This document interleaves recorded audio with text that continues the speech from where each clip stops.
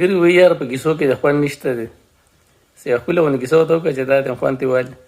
دا یاره یو بېلماز غونته کې سړی خدای ته مې توبه یې مونځ او دس پې وی نه کوو بس تبلیغیان خواران ورپسې راله چې د الله بنده غر کېږي دا مونځ او دس کوه بس تبلیغیانو پې ډېر محنت وکړي چې په مونځ باندې راواړو سار مونږ لتلی وه چې راله یاره ایسته یې میخه مړه شوې وه بس صبر به پې کلی نو چې ماسپښین بیا تللی او راله ایسته یې غوا مړه شوې وه یاره او چې د مازدیګر مونځ یې وکړو وایي چې راله بزه یې مړه وه وایي دا بزې نه وړوکې سیرلی پاتې شوې وه